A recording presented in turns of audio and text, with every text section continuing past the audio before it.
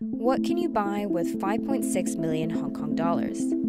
It's enough to get you 9 Tesla Model S vehicles, or this 10-bedroom, 138,000 square foot 17th century French castle, or you could buy a 265 square foot apartment on Hong Kong Island. Yes, that's right.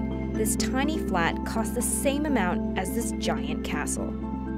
That's because Hong Kong is the most expensive housing market in the world. There are a number of reasons why. First, the lack of space. Hong Kong is one of the world's most densely populated places. 7.3 million people live on just 77 square kilometers of land that the government has allocated for housing. That means the average living space is 180 square feet per person, which is equivalent to a one-car garage. Second, the land sales process. In principle, the Hong Kong government owns all the city's land.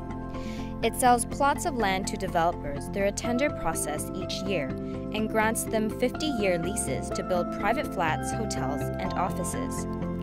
This is to ensure the government earns enough money and that it upholds a philosophy of a free market. But critics have long said the land sale by tender process is a black box operation. Developers put their bids into a box, the government compares all of them and grants the lease to the highest bidder, but it only announces the winning bid and amount.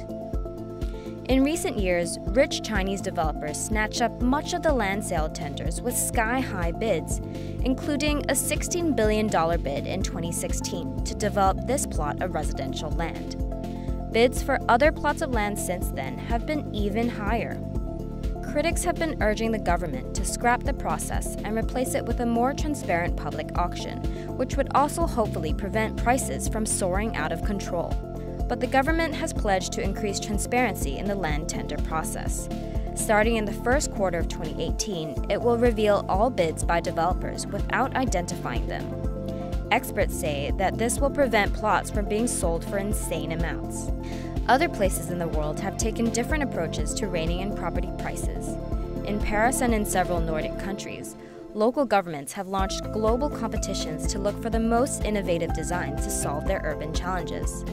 In Taiwan, Manila in the Philippines, and some Indian states, owners are taxed for vacant land to curb speculation and promote development.